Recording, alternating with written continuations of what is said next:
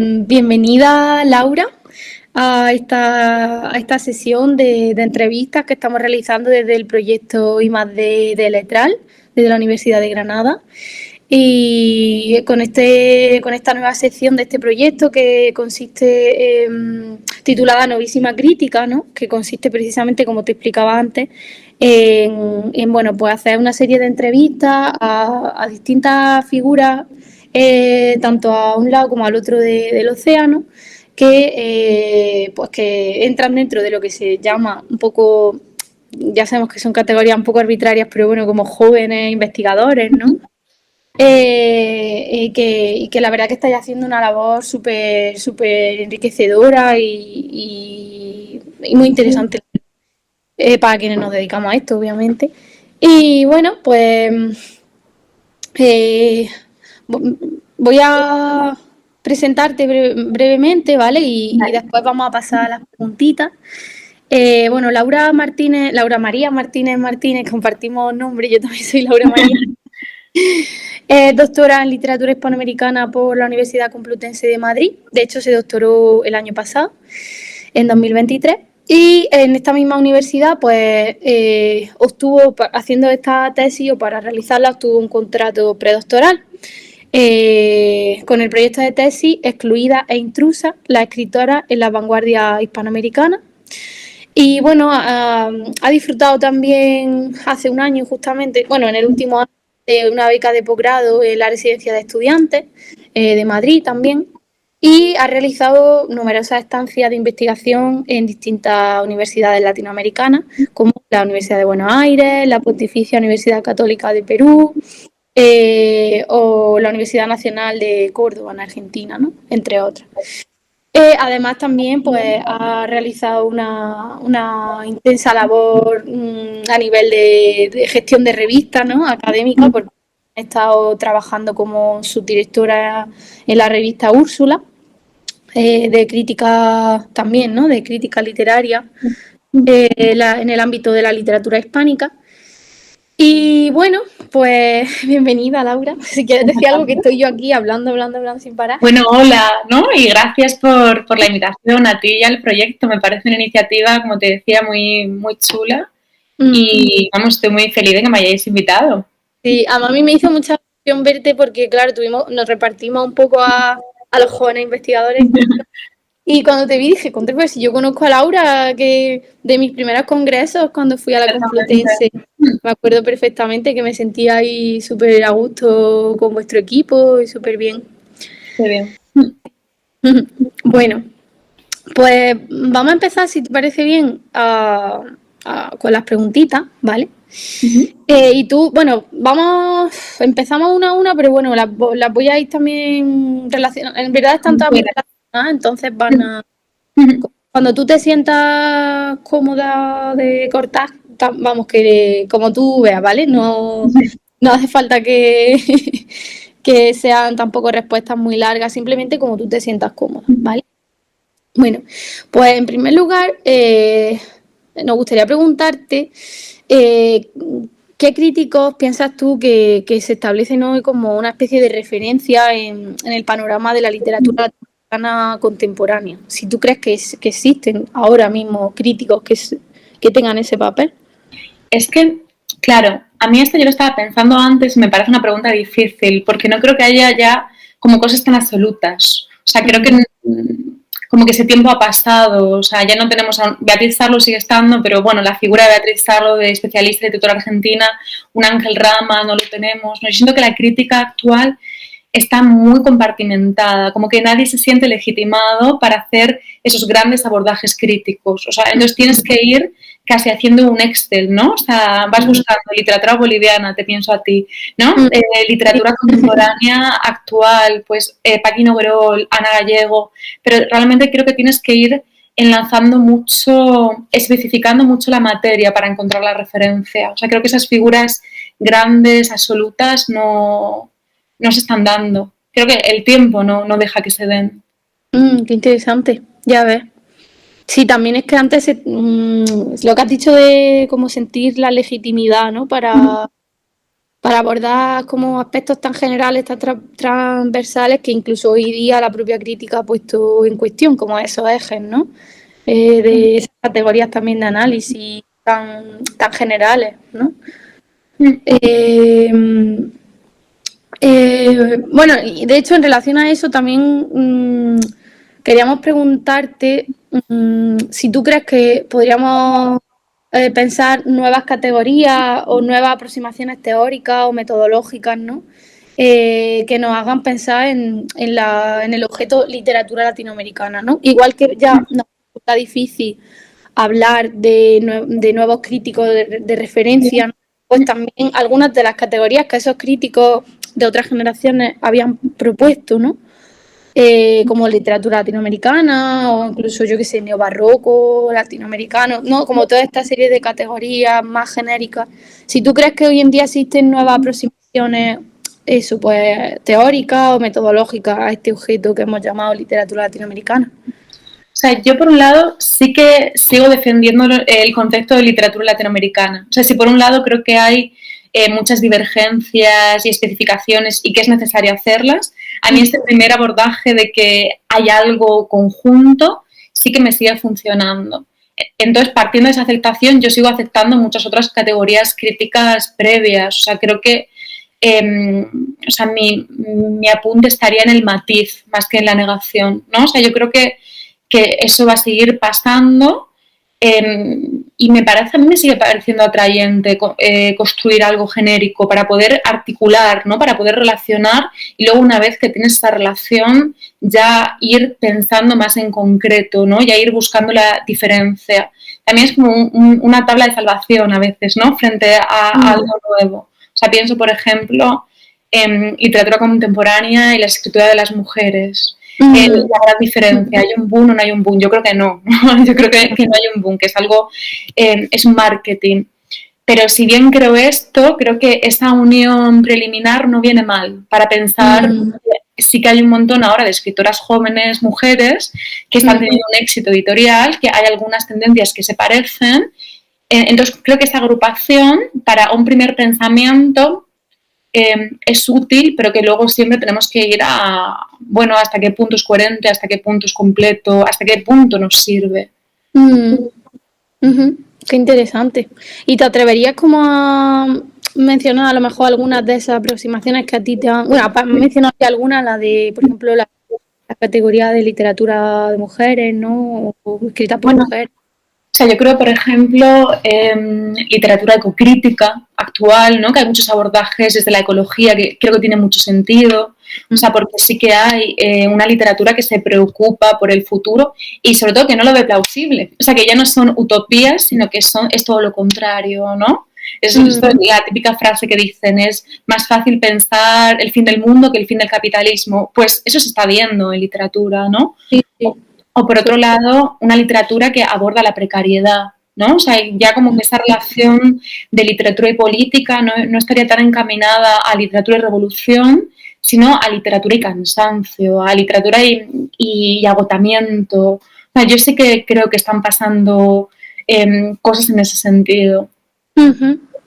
Ya ves, la verdad es que lo de literatura y cansancio, literatura y agotamiento parece un filón ahí muy... Y es que se da, también yo creo desde la propia crítica, ¿no? Quizá no hay esos grandes abordajes porque el sistema no lo permite. Total.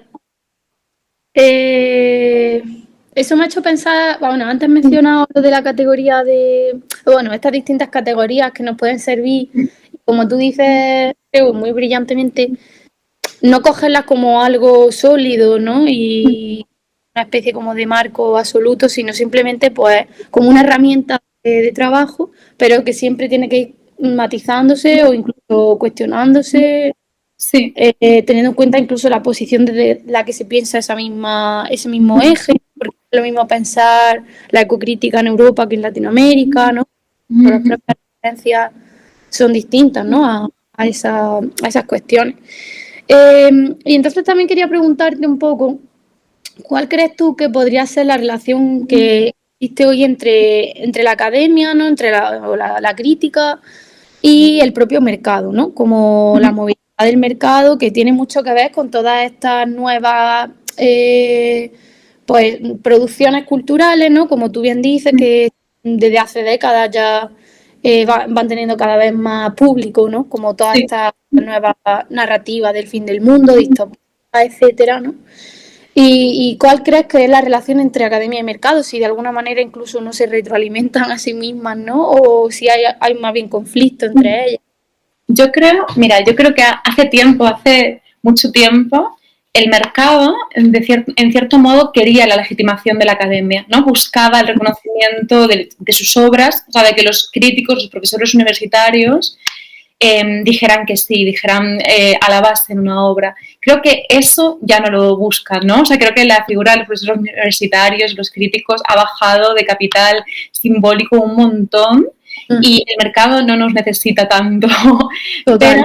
Pero sí creo que hay una relación muy fuerte a la inversa. O sea, nosotros estamos afectados por el mercado, ¿no? Lo que se lee en clase, lo que los alumnos cogen para los TFGs, para los TFMs, incluso para las tesis doctorales, está súper afectado por el mercado.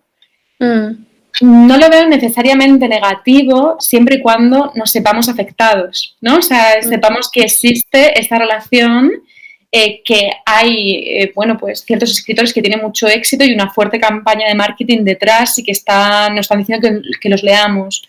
Si sabemos que existe esa relación y decidimos aceptarla, ¿no? Que es una variable que ok, por supuesto. Me parece problemático si no sabemos el poder que está teniendo el mercado, ¿no? Porque entonces vamos a tener como una literatura que solo mire para donde el mercado mira, que es lo que es una crítica literaria que solo mire para allá. Y eso a mí no me gustaría, ¿no?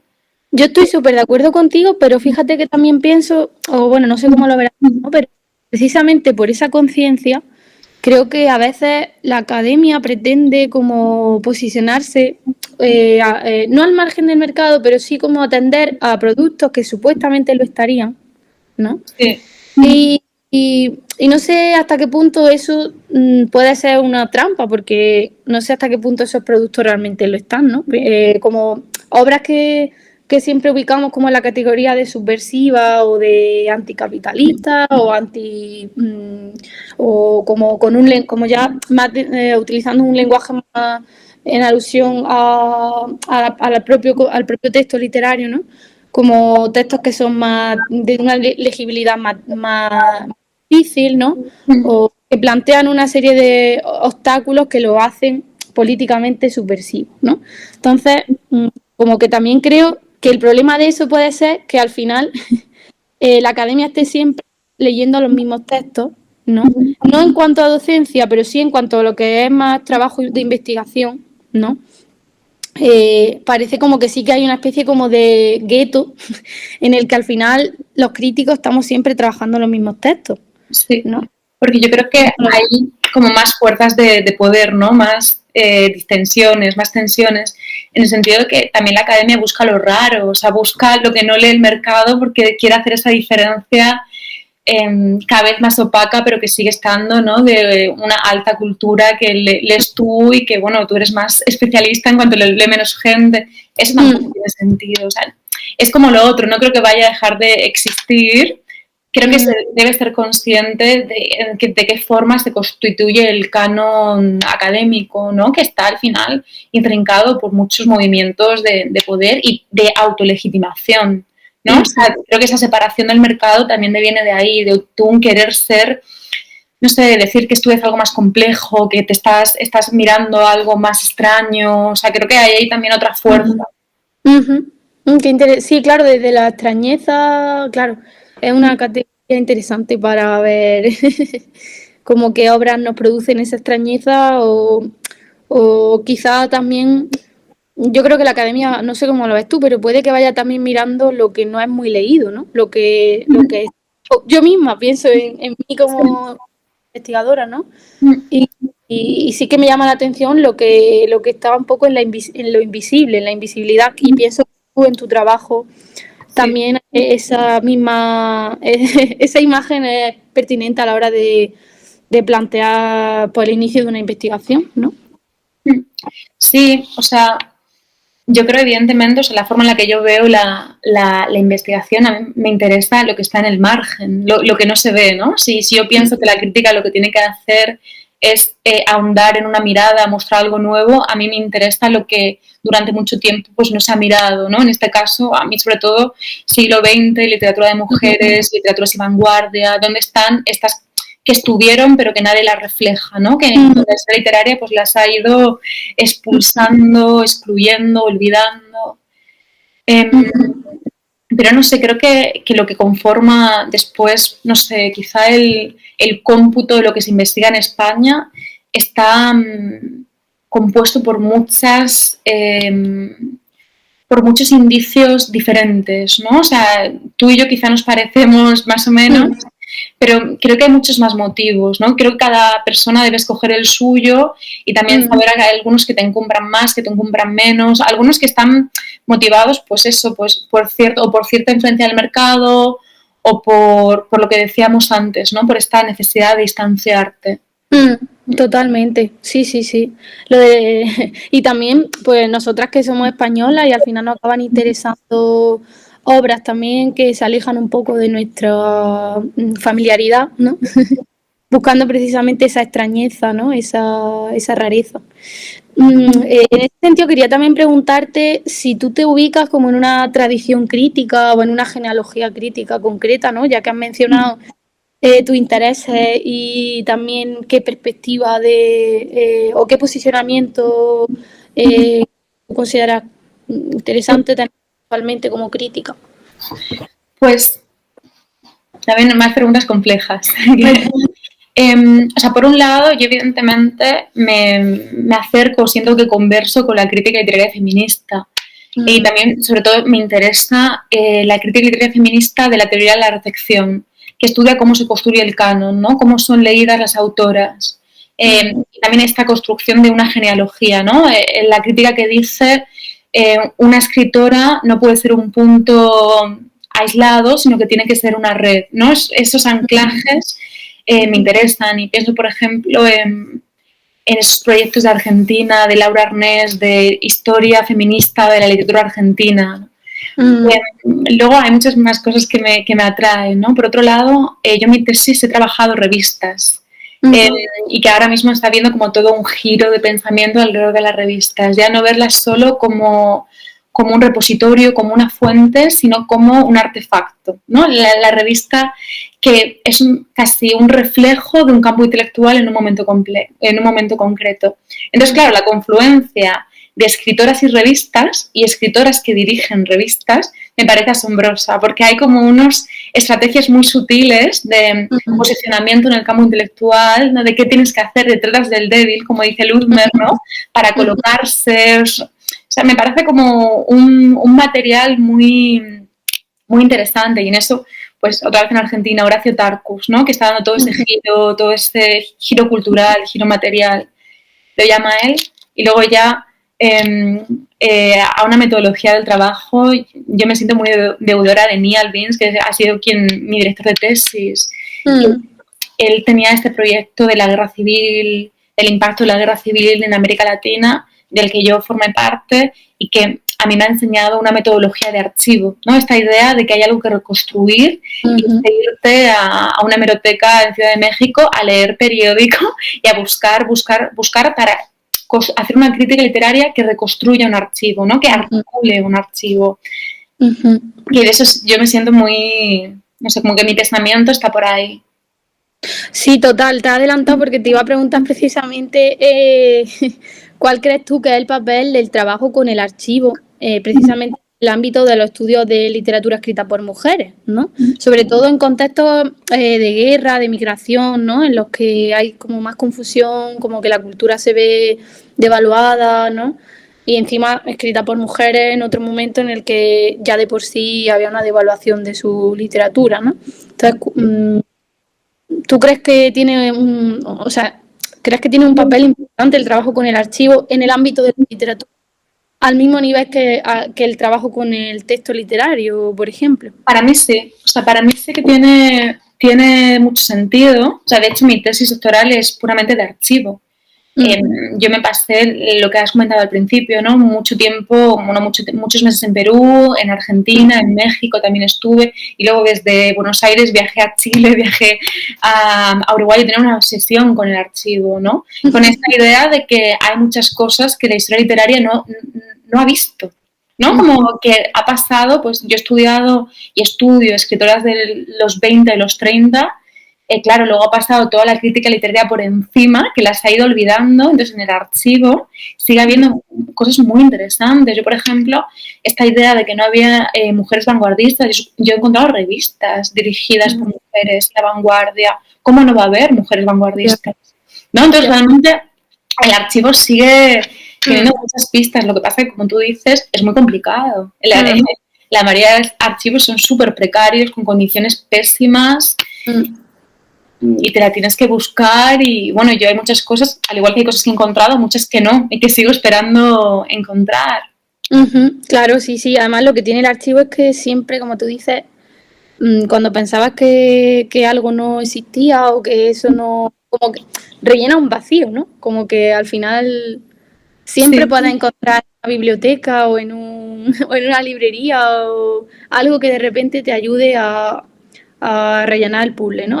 Recuerdo que a mí me pasó eso, fui a Bolivia también, que simplemente paseando por las librerías de La Paz encontré muchísimos libros que no estaban ni siquiera catalogados en biblioteca. Quizá...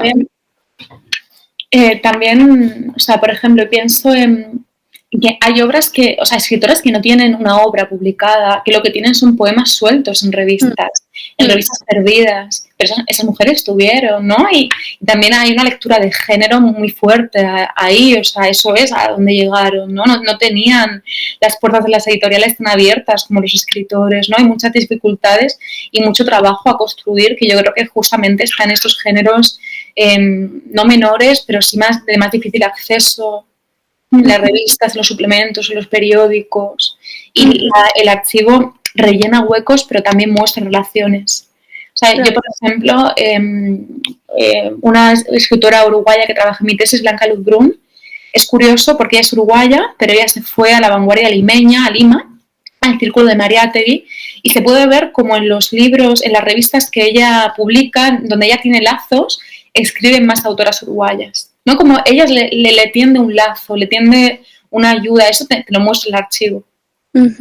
Totalmente. Sí, porque es que además son huellas las que tú vas siguiendo, ¿no? De esas relaciones que en otro momento fueron parte del escenario literario de la... Solo que a diferencia de las relaciones masculinas, pues estas no han trascendido en la historia del canon, como tú dices, ¿no? Sí.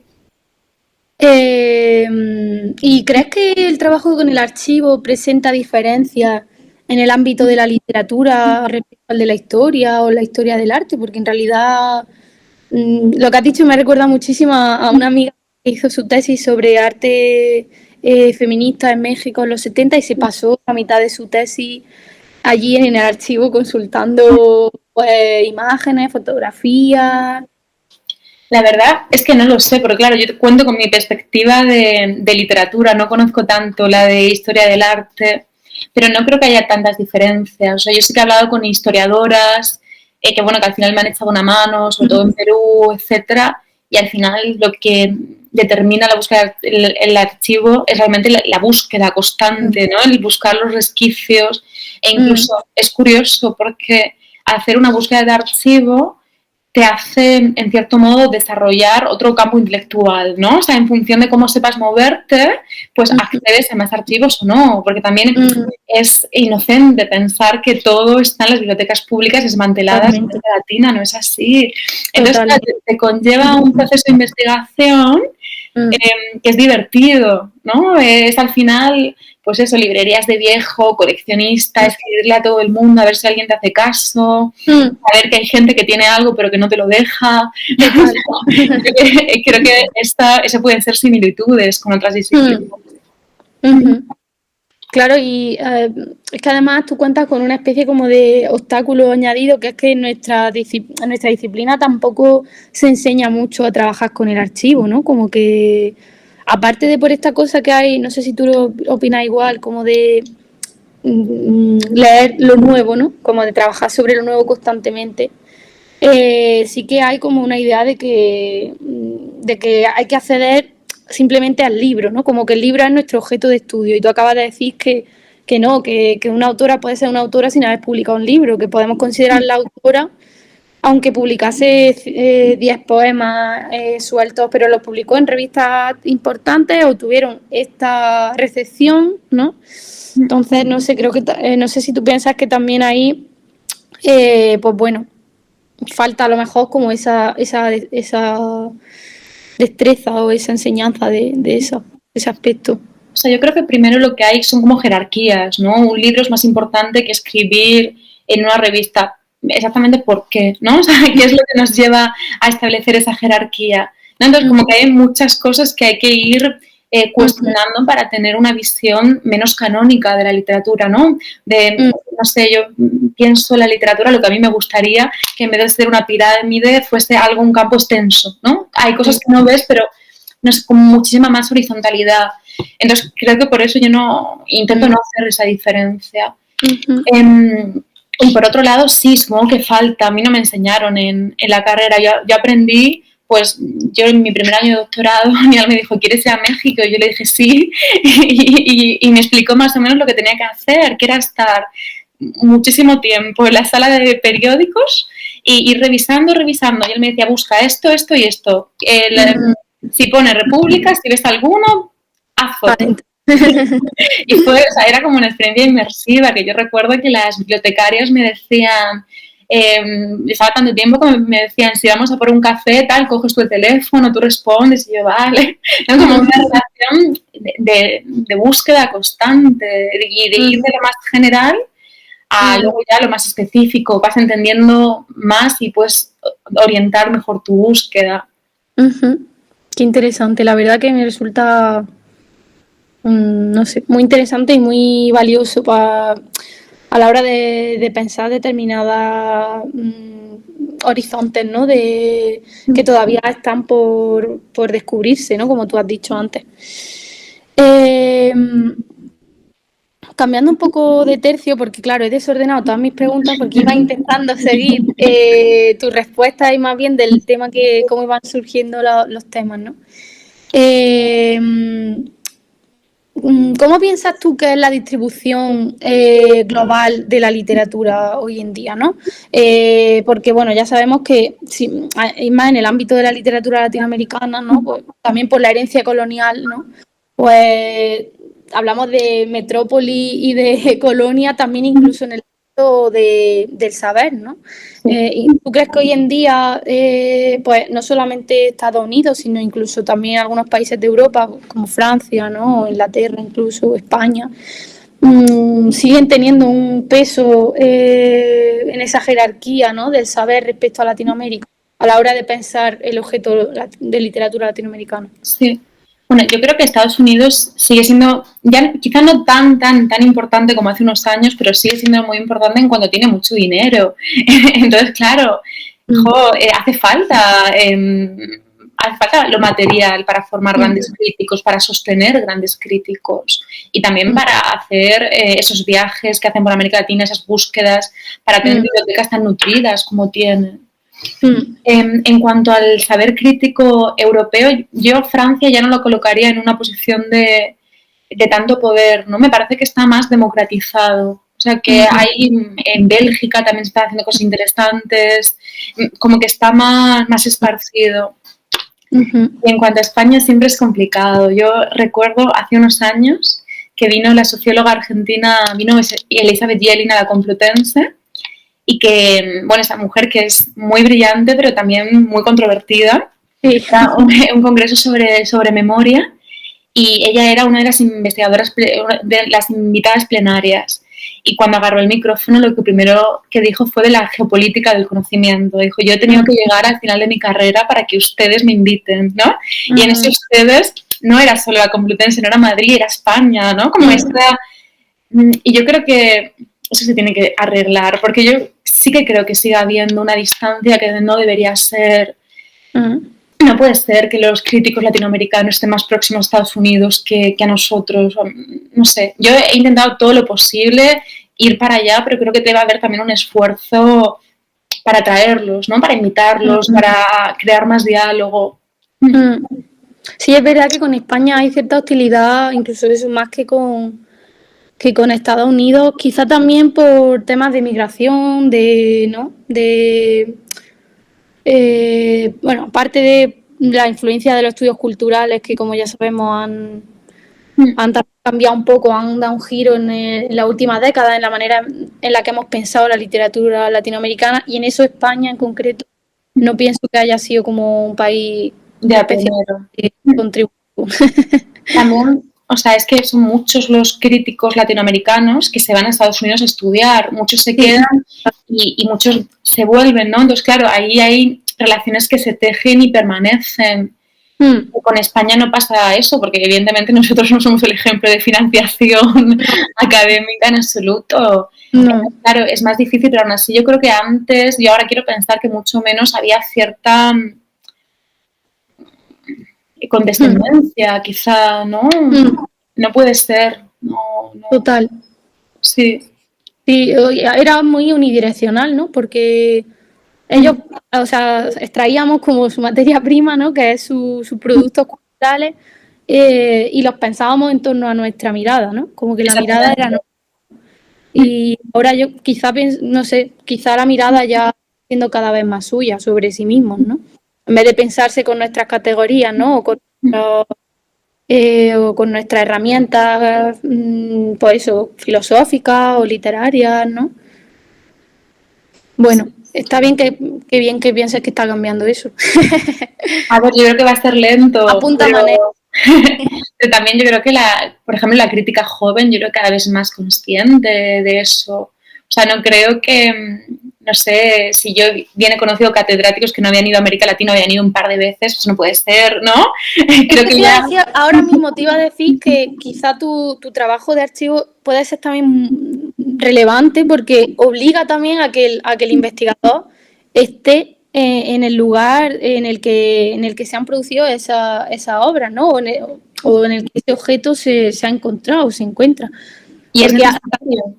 Sí, porque es que, y ahora mismo quizá también existe esa mirada de que uno puede como irse por el circuito académico global y no hace falta pisar Latinoamérica porque si va a Estados Unidos ya está entrando en contacto con la cultura latinoamericana, ¿no? Como que, ¿tú qué piensas de eso? ¿Crees que existe esa mirada globalizante también?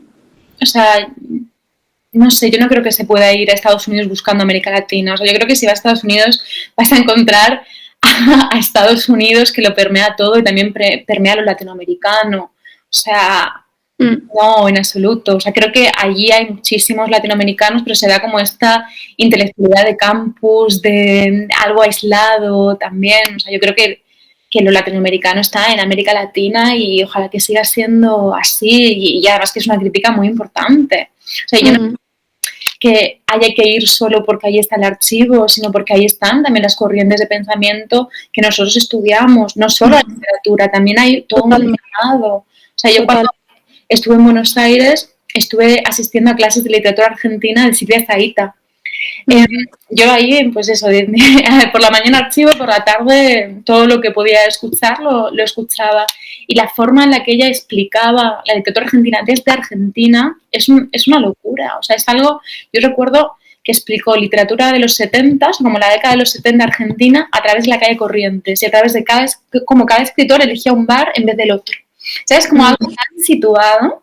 No sé, creo que no podemos ser arrogantes o no puedes mirarlo como una distancia porque no tiene sentido. Tienes que ir. Totalmente, sí. Es lo que acaba de decir, ¿no? Como que el saber está situado, no solamente el objeto literario, sino también esa mirada situada sobre ese objeto, ¿no? Y el ejemplo que has puesto me ha parecido buenísimo porque ningún español creo que explicaría de esa manera, ¿no? Pondría ese ejemplo.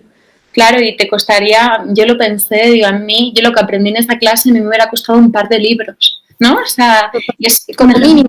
Claro, es un ejercicio de arrogancia establecer esa distancia o pensar que te puedes ir a Estados Unidos. Bueno, no, en Estados Unidos te vas a encontrar con unos resquicios y que maravillosa que los haya, pero América Latina es América Latina. Y claro, pero quizá no sea solo culpa de las críticas, sino de que la propia academia ha construido como un circuito global del pensamiento académico, ¿no? Y se ha también desterritorializado el pensamiento, ¿no? Hasta el punto de que, pues eso, da igual un poco dónde estés, que parece que siempre puedes tener contacto o estar en un sitio aunque no estés, ¿no? Y al final vemos que eso no es así, que hace falta posicionar el pensamiento, ¿no? Y estar en contacto con esas redes posicionadas también para poder incluso entenderlo mejor, ¿no? sí, pero también incluso a nivel virtual, yo creo que los escritores latinoamericanos están más presentes, los escritores no, los críticos, más presentes en Estados Unidos, los que residen en América Latina, que en España, reciben más invitaciones y ahora, evidentemente, Estados Unidos tiene más dinero, eso es innegable. Pero bueno, ahora existe Zoom, tú y yo en Google Meet, hay opciones, ¿no? Yo creo que una vez que se tiene la base de que o sea, que es un pensamiento muy importante. La crítica de la Universidad de Buenos Aires es impresionante, ¿no? ¿Cómo, no sé, se puede realmente pensar que puedes hacerte especialista en literatura argentina sin estar en contacto con eso? ¿Quieres enseñar literatura argentina sin invitar a alguien de allí? Como, no sé, creo que hay decisiones políticas, ¿no? Totalmente, sí, sí. Y una arrogancia también del pensamiento, ¿no? Como acabas de decir. Vale, y yo creo que para ir terminando, porque estamos ya sobre el tiempo, sí, claro. quería simplemente que nos contara un poquito en qué andas ahora, cuáles son tus últimos intereses como crítica, ¿no? Una vez que ya pues terminaste tu tesis, has tenido una beca postdoctoral, ¿qué estás haciendo, no? ¿Cuáles son tus últimos intereses? O cuéntanos si quieres también un poco qué estuviste haciendo en la residencia de estudiantes. Bueno, yo en la residencia estuve realmente acabando mi tesis, o sea, acabando y sobreviviendo al haber acabado, ¿no? Porque justo yo empecé en diciembre, estuve los 6 meses de escritura fuertes, de retoques fuertes, los pasé allí, claro que era un entorno maravilloso. Y luego todo lo que conllevó la defensa, o sea, yo realmente me doctoré estando en la residencia de estudiantes.